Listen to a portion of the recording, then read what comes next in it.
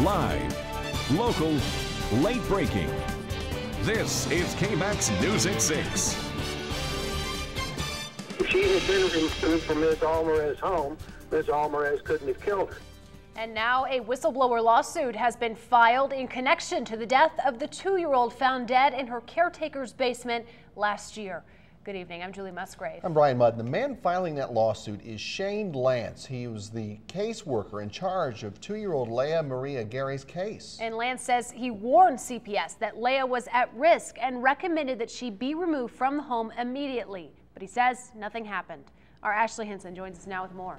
Guys, earlier today I read over this lawsuit that Lance filed, and in it he says he was fired from his job as a probation officer back in February after CPS claimed he was trying to stir up trouble, but Lance says that's just not true. He says he tried to warn CPS about the immediate danger Leah was in after a visit to her caretaker's house months before, and says if CPS would have listened, Leah's death could have been prevented. Shane Lance has filed a lawsuit against 2 of his former employers, Lubbock Crosby County Community Supervision and Corrections Department, the Crosby County Juvenile Board, and 2 board members, Lubbock County District Judge Ruben Reyes and Crosby County Judge David Wigley. Lance claims CPS didn't do their job in protecting 2-year-old Leah Marie Aguirre. He says he warned them of caretaker Matilda Almaraz's previous drug abuse and anger issues and recommended the little girl be removed immediately. But that never happened. Lance's attorney, John Judge, says after CPS found out Lance had reported them to multiple law enforcement agencies, he was fired. He clearly was fired in retaliation for having made a report of violations of law committed by other public employees. They obviously were embarrassed, but they took their anger out on Shane Lance. And guys, in this complaint, it says one CPS employee admits the agency ignored Lance's warning by not removing the child, while the program director claims they did nothing wrong. Today, Lubbock Judge Ruben Reyes, one of the defendants in this case, issued a statement saying he has no comment. Julie. All right, thank you, Ashley. And Lance is now asking for lost wages and money for pain and suffering in that suit.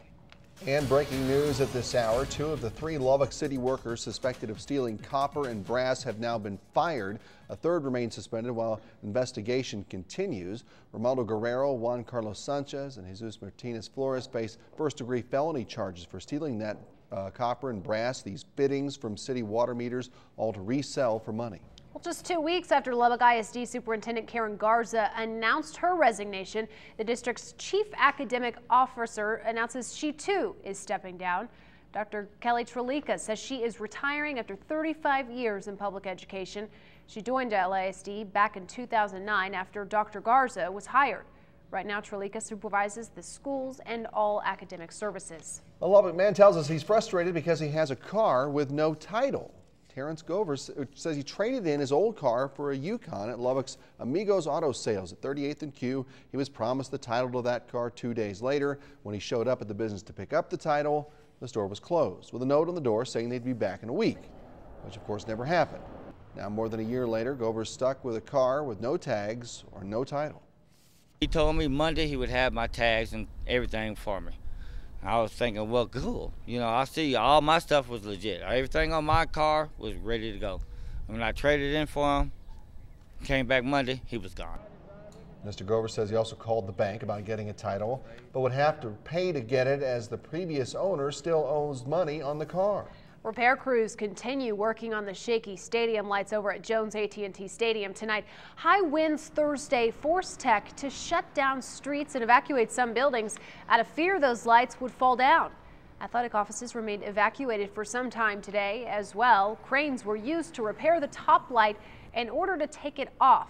Crews will then be able to repair a crack in the metal that attached to the light. Potentially dangerous stuff there. Thankfully, though, the nasty winds calmed down a little bit. But as for what's in store for the weekend, Ron's watching that from the Weather Lab. No, look at the big smile. I mean, we're beautiful today. Yes, top of the tower sky cam looks northward downtown Lubbock, northward Texas Tech, and it is absolutely gorgeous. Live local at Live Pinpoint Doppler 1 at Roosevelt School. It's 68 degrees. The wind's west at 7 miles per hour, and the humidity is 15%. For tonight, if you're going to be out, the temperature should drop off to 56 after sunset at 8:30. Midnight around 50, 36 degrees for tomorrow morning. Your special event forecast for the weekend. And this is going to be the MS Walk on Saturday. Looks like temperatures will be a little cool because you're going to be starting in the morning around 8 o'clock. So it starts at 9, so we'll say the temperatures in the upper 30s, but they'll warm pretty quickly. And besides, it's in the stadium, a great place to have a walk. And we'll talk more about your forecast for the weekend, including that rain chance next week in a couple of minutes. Ron, nearly 24 railroad cars derailed in Little, Texas, southwest of San Antonio. Here's a look now at what happened. You see several cars hit empty propane tanks that were on the side of the tracks. Officials evacuated the downtown area as a precaution, but thankfully no one was hurt. Investigators, though, are still looking into a cause. We now know more about what led a man to shoot himself to death at Houston's Bush Intercontinental Airport Thursday. A news conference there today to talk more about what happened. 29-year-old Carnell Moore fired an assault rifle into the air near a ticket counter before shooting himself. And he had a suicide note in the backpack he was carrying. The brother told me that about a month ago that Carnell had expressed a desire to confront a police officer while he was armed. This was something that he's been thinking about.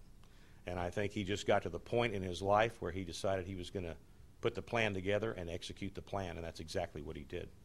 After shooting off the assault rifle, Detective Waters says federal agents moved in and began firing at the man, and that's when Moore shot himself with the handgun. And now, just one day after that airport incident, thousands of gun owners and enthusiasts are in Houston for the National Rifle Association's annual convention. The theme is Stand and Fight. NRA President David Keene says the organization is stronger than ever. However, a local activist group thinks the voice of the NRA is too strong, and they believe in more gun control. Gun owners, hunters, competitive shooters, people who own firearms for personal safety and defense reasons, agree that the Second Amendment requires protection. We just want some common sense laws put in place so that we make sure that criminals aren't easily able to access guns, to make sure that we don't have weapons out that, that can cause the kinds of damage like we saw at Newtown. Keene, who you heard from first there, argues it's mental health, not guns, that is the problem. We know Governor Rick Perry's a strong gun rights advocate, and he spoke about that in an interview earlier this week.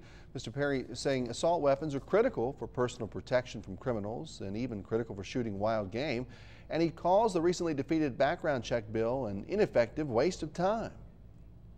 What's a gun rights reform that you think you and the NRA could support? I'm not sure that there's any gun reform that's needed in this country. I mean, again, I think this is...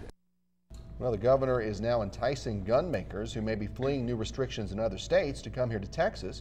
Good for jobs, he says. And in fact, a gun gear manufacturer just announced a move to Texas yesterday.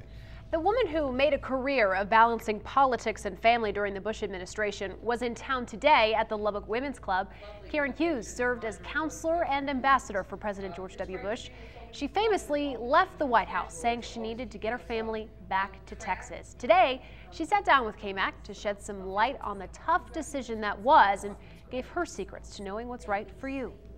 I can't make choices for another woman. I made different choices at different times in my life. I made it clear to my bosses that I would get my job done, but I wanted the flexibility to also be able to lead a field trip to my child's school.